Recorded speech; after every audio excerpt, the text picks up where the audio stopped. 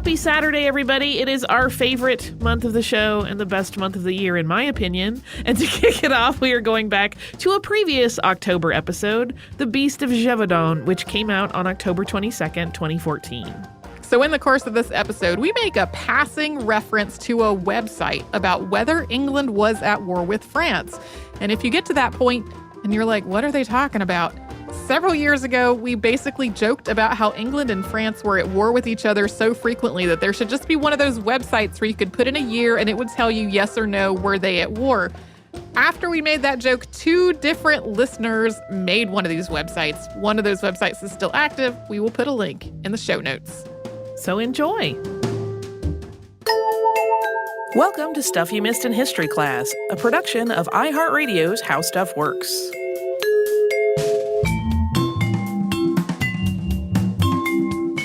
Hello and welcome to the podcast. I'm Tracy V. Wilson. And I'm Holly Fry.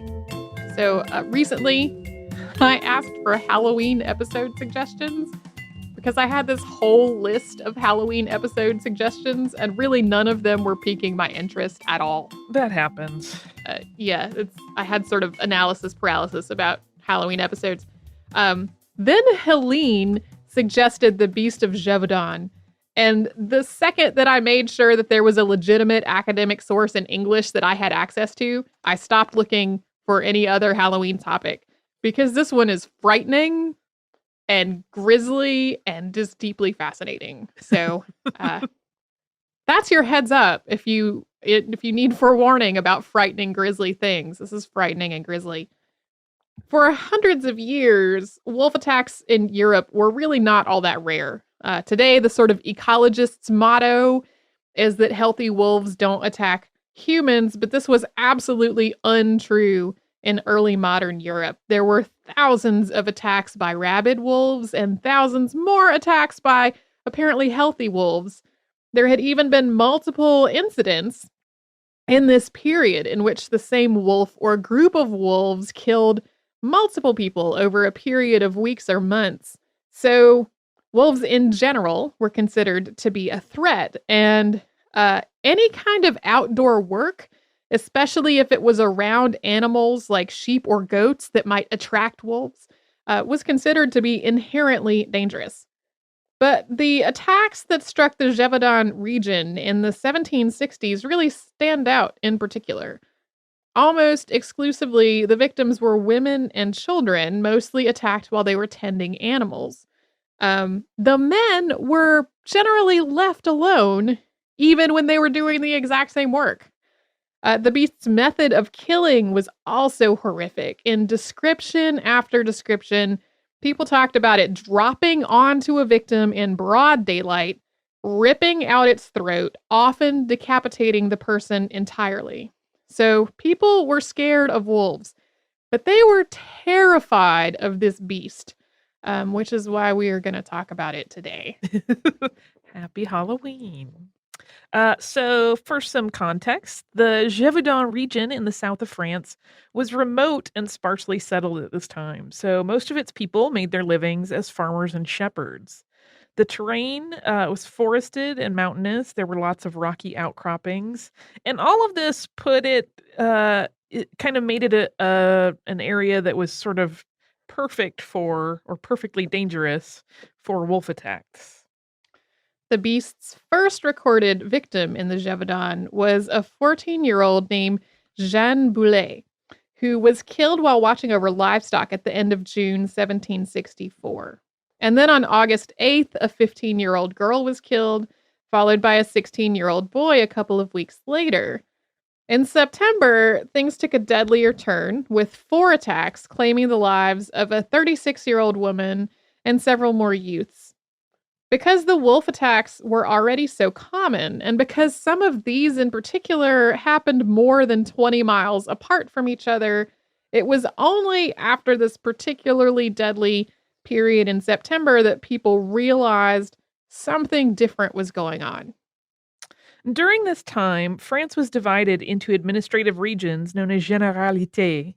By October, the Généralité's second-in-command, Étienne Lafont, started trying to organize a constant series of patrols to protect people and find this wolf. Working with a local landowner, he tried to keep 8 or 10 people on watch at all times. But he had a little bit of trouble recruiting. People were already pretty scared to stray far from their homes and into their own fields. So getting them to go patrol other people's fields was not exactly the easiest sell. Lafont wound up securing funds to actually pay people, and he started talking to the higher ups in the Generalité about the possibility of bringing in professional soldiers. Dragoon Captain Jean-Baptiste Duhamel was stationed nearby and was also active in the hunt. He and his men started scouring areas near where the attacks had happened, hoping to find the culprit. It was around October that, in people's minds, at least, the culprit shifted from being an animal to being some sort of monster. People's letters and even news reports went from describing a bête féroce, a general sort of generic description of a ferocious beast, to talking about the bête with a capital B, or le monstre, so the monster. People in more urban and affluent parts of France didn't really believe in werewolves anymore, but that idea was still pretty entrenched in the more rural parts of the country.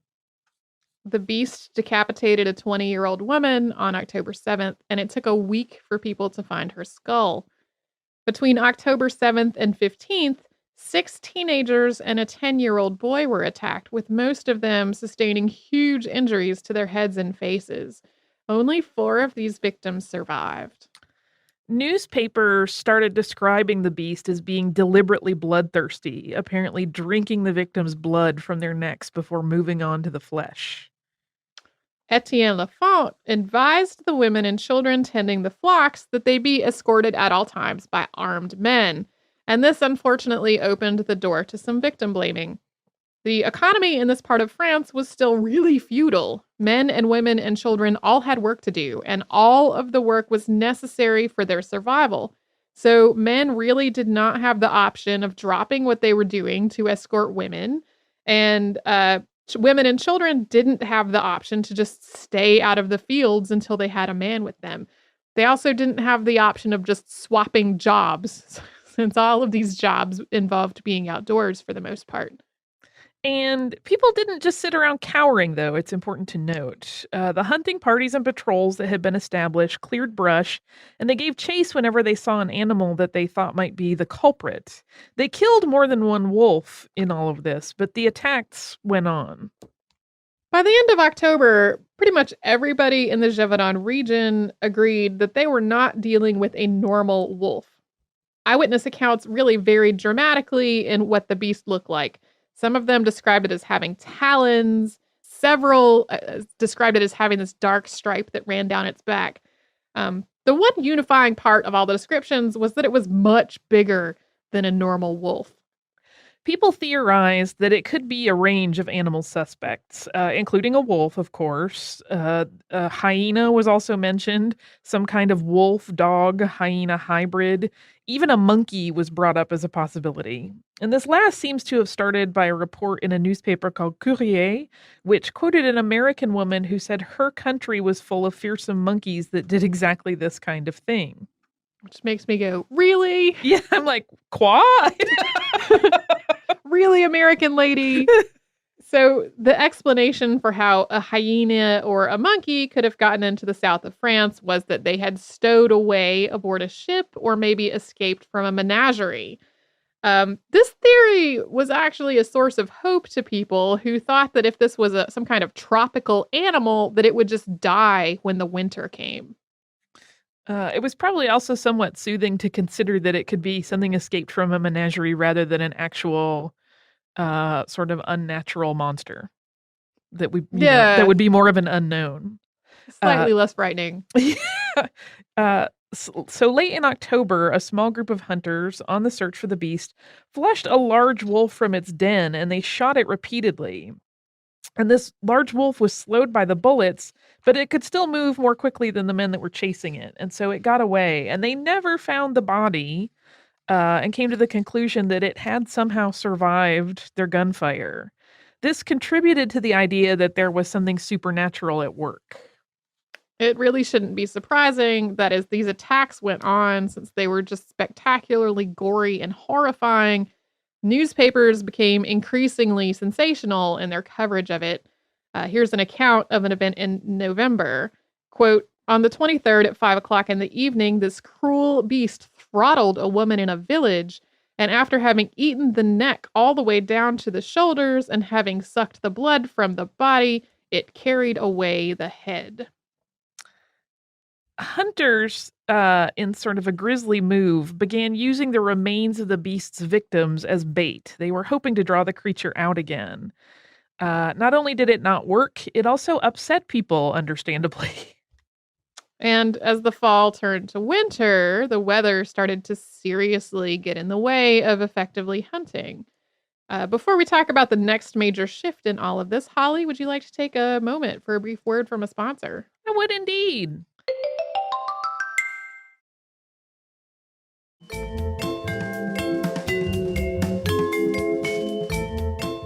In December, the dragoons, led by Jean-Baptiste Duhamel, found what they thought was the beast while they were hunting through the forest. Duhamel himself was prepared to fire on it. He had it in his sights, but the other men, not realizing what was going on, came up behind him and startled it. They unfortunately lost sight of the beast as the sun went down.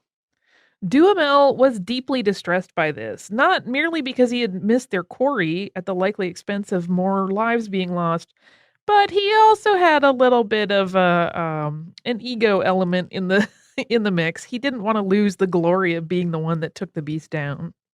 Yeah, he was a soldier and had, gotten acclaim on the field of battle before. And now that he was not in a battle, he was very frustrated by the failure to get more acclaim. And fortunately, this was just the first of many of Duhamel's failures to capture his quarry. As people started to question whether he knew what he was doing, he started distributing drawings and telling people really vivid accounts of this monster to try to convince everyone that it wasn't his fault. He was sort of building this mythology that the creature was too powerful and too obviously supernatural to be caught quickly. And as 1764 drew to a close, a bishop from the church put out an official circular that said that the beast was a scourge sent by God. So it just built that mythology up a little bit more. In January of 1765, Duhamel started sending out his dragoons dressed as women to try to escort women and children about their duties in the fields. He was hoping that the wolf would mistake them for a woman and attack, since it mostly attacked women and children. This didn't work. I like that the beast could clock their drag. On January 12th, a 12-year-old boy known as Portefeuille reportedly chased down the wolf and attacked it with a bayonet after it had attacked and dragged off a small child. Portefeuille became famous for this act of extreme bravery or foolishness, depending on your point of view, although there were accounts of it that were heavily embellished, and the different accounts of what actually happened vary quite a bit from one to another. Portefeuille, however, became a rallying cry. Duhamel, becoming kind of desperate to catch the thing and to maintain his reputation, organized a massive hunt to take place on February 7th, 1765. This was not the first coordinated hunt that was going to take place for multiple parts of this area in France at the same time, but it was definitely the biggest. About 20,000 people gathered in about 100 different parishes. And in spite of there being heavy fog that day and about 6 inches of snow on the ground, search parties spread out from their respective communities at the same time to try to find the beast. One party thought they did, and as they pursued the animal that they believed to be the beast, it tried to escape down a river. Villagers in the town of Malzieu were supposed to be patrolling the riverbanks, but one of that town's most prominent citizens had said he would stay home if the weather was bad, and enough people followed his example that the beast easily slipped through this hole in the defenses. However, and perhaps in an effort to save face, a hunting party from Malzieu claimed that it had seen and shot the beast. So Duhamel abandoned his original plan, which was to have a second massive hunt on the 11th if the one on the 7th failed. Instead, he arranged a smaller hunt to focus just on the area around Malzieu to take place on the 10th. As they were hunting, a teenage girl was killed while feeding her livestock. Duhamel regrouped and prepared to keep hunting near where that attack had occurred on the 11th, using the girl's body as bait. They did not succeed on the 11th, and they tried again on the 12th, this time fighting biting windy weather. And in spite of their multi-day attempt, and with so many hunters on the team, they found nothing. On his return from this hunt, Duhamel again tried to explain his failure and retain his position with a supernatural explanation. According to him, the beast was a witch or the devil. After all, 20,000 men, which he, in his telling, rounded up to 30,000, had failed to get it, so it had to be magical or supernatural. Yeah, he was really getting desperate to hold on to his position. What he did not know was that his replacements as basically wolf hunter in chief had already been chosen and were on their way to the Gevaudan. Jean-Charles Marc-Antoine de Wamsel d'Onneval of Normandy took Jean-Baptiste Duhamel's place in the fight against the beast of Gevaudan. They arrived in February with Jean-Charles' son, Jean-François, accompanying his father. The Denneval did not get along with the wolf hunters in the Gevaudan. They made demands for help and for accommodations that rankled people. They were simultaneously overconfident and underprepared. Some of the other wolf hunters who'd been searching the Gevaudan for months decided that they were frauds. You know how in badly written crime dramas, you have the scene where the local police have been trying really hard to catch the killer, and then some really slick FBI guys come in and stomp all over their investigation? Yes. It was like that. Yeah, they were all swagger and did not really have the skills. Meanwhile, in March, the London Chronicle published an obviously satirical article, possibly written by Horace Walpole, about the beast, saying that it had eaten the entire French army and was found to have mortars, cannons, and at least 100 small arms in its belly when it was slain. This really annoyed the people of France and the monarchy because a lot of people had been killed in the Gevaudan already. So to kind of make fun of the whole thing was kind of a slap in the face. We should put these years into the Was England at War with France websites. Yeah. I don't think that they were. But, socially they were. Socially, they were having some issues. Even in light of the fact that France was facing international criticism for its failure to take care of this wolf problem. And King Louis XV himself was eager to have this beast killed. The Dennevals did not do much in March or April. They just did not seem to be in a big hurry. They blamed local people for all manner of ills and for their failure to get the beast. Meanwhile, there were 14 deaths over those 2 months. One death in particular of note. On March 13th, the beast attacked a group of children in the garden outside their home. And their mother, Jeanne Varlet, was with them and reported to be pregnant. She turned to see the beast attack her 6-year-old. And in a struggle that went on for several minutes, Varlet climbed onto the beast's back in an effort to wrestle her child from its jaws. When she fell off, it jumped over a hedge and she gave chase. One of her older children was inside the house, and he heard the commotion and came out with a lance and the family sheepdog. And he chased the animal, and they basically fought it until it tired out, abandoned its quarry, and ran away. The 6-year-old, unfortunately, didn't survive, although the rest of the family did. And Varlet's story spread as one of heroic tragedy, so she became kind of an emblem of the need to get this over with. Yeah, I'm sure that was a little bit of an ego blow to all of these hunters that a pregnant woman and her children had kind of had better luck, at least, kind of running this animal down than they had with their firepower and hunting knowledge. In early May, the Dennevals started trying to combat the wolves by poisoning the bodies of their victims and leaving them out as bait. This did not work, and once again upset people. Then, in mid-May, there was a 2-week period with no wolf attacks. The Dennevals took credit for it, and they said they must have actually killed a wolf that they'd shot and had then gotten away earlier in the month. Then when another attack happened on May 19th, they started trying to seek the protection of the king at Versailles. They were afraid that their actions were going to catch up with them and that they themselves might come to harm. They were finally forced to leave town and their reputations were in shreds. And before we turn to a little happier part of this story, let's take another brief moment for a word from a sponsor. That sounds grand.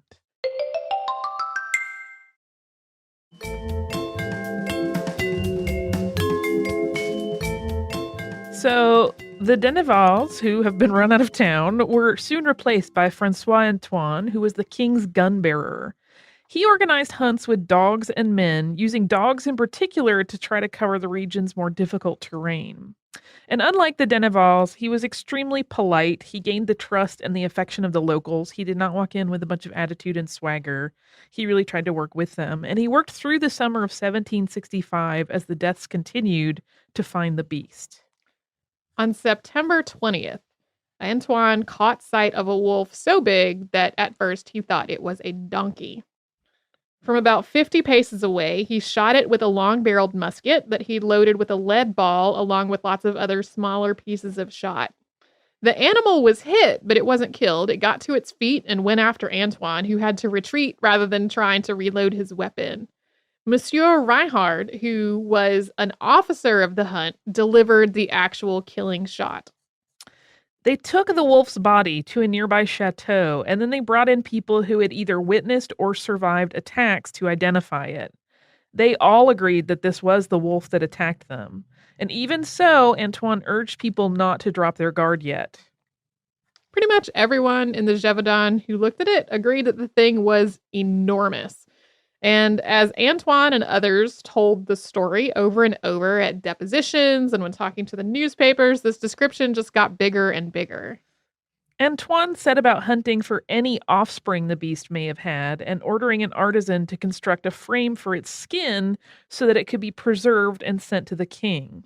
It wound up being embalmed instead, and by the time that happened, it had already started to decompose. The beast body arrived at Versailles on the 1st of October, but the court of Versailles was not nearly as impressed with it as the people of the Gevaudan had been. They had really suffered from some inflated expectations by people increasingly talking about how more and more monstrous this thing was. Also, because of what we just discussed with the embalming, it smelled. Antoine finished his task of seeking and destroying wolves from around the area where the beast had been killed on October 17th. And for more than 2 months, there were no more wolf attacks. This is actually it stretched into, that was 2 months from when he finished killing, but it wound up that there weren't any deaths from when he shot that wolf until December 7th, 1765. That day, 2 boys survived a wolf attack while they were guarding cattle, and then an 11-year-old girl was killed on December 21st. Unlike the first time around, when it had taken so many deaths before people saw it as a pattern, everyone immediately panicked. However, there was also this kind of issue of saturation. Everyone also, while they were quicker to recognize this danger, they were also kind of tired of talking about this beast. So there are far fewer newspaper reports and other records detailing what happened between Francois Antoine killing a wolf on September 20th of 1765 and Jean Chastel killing another one in August of 1767. Yeah, so almost 2 years later. The wolf that Chastel killed was big, although not nearly as big as the one that Antoine had killed almost 2 years before. However, Chastel followed what Antoine's had done, and he, followed his example. He rounded people up to ID this wolf and say that it was the wolf that had attacked them, and then he sent its body to Versailles. However, by the time it arrived in Versailles, it was extremely rotten. The king was extremely insulting to Chastel and his son for having just brought this rotten wolf carcass into his presence, and the king ordered them all away. Folklorists and researchers started documenting the Gevaudan wolf lore almost immediately. In the 1880s, a man named Pierre Pouchet wrote an enormous history of the wolf. And there are all kinds of theories about exactly what this animal was, and whether it was acting on its own or whether it had been trained to somehow attack people. This last theory actually got a shot in the arm when people realized that Jean Chastel had played a prank on a wolf hunting party 2 years before. they had basically said, hey, is this ground up here safe to walk on? And he was like, yeah, it's awesome. And it was actually a bog. And so the wolf hunters sunk into it up to their chests while he laughed along the sidelines. There are people who are extremely suspicious of him now and kind of wonder if he had trained animals to attack other people, and that gap between killing one wolf and another attack happening was because he was having to retrain another animal. That gets into some kind of conspiracy theory ideas. Not totally sure. We should call Ben and Matt in and see what they think. We We will probably never know for sure if this beast was actually a wolf or multiple wolves, or perhaps even something else that hasn't been identified. More recently, the beast makes an appearance in the movie Brotherhood of the Wolf. I love that movie so much, I can't even describe it. That goes into the category of cinema that I like to call haute fromage, because it's a little cheesy, but it's also really fantastic fun. And it has Vincent Cassel, which is the important part for me. And the Gevaudan region is now part of the Department of Lozère. That happened after the French Revolution, though, so that was not in play when this was going on. Right. So that is the Beast of Gevaudan. Creepy. And yeah, the book that was the primary source on this. Normally, when I research episodes, there are like 15 or 20 sources at least. This one was mostly sourced from a book by J. Smith called Monsters of the Gevaudan, which was published by Harvard University Press in 2011. That's pretty much the source in English on this story. So it has a lot more detail about various things that went on if you were interested in it.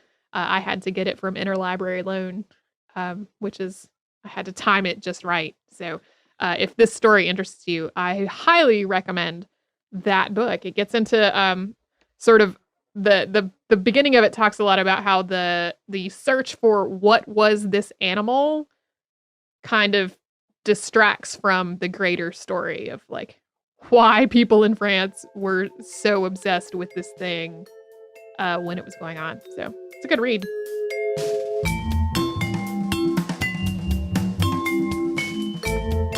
Thank you so much for joining us on this Saturday. If you have heard an email address or a Facebook URL or something similar over the course of today's episode, since it is from the archive, that might be out of date now.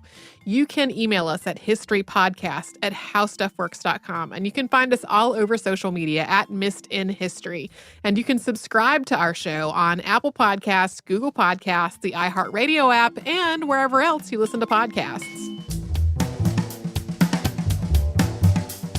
Stuff You Missed in History Class is a production of iHeartRadio's How Stuff Works. For more podcasts from iHeartRadio, visit the iHeartRadio app, Apple Podcasts, or wherever you listen to your favorite shows.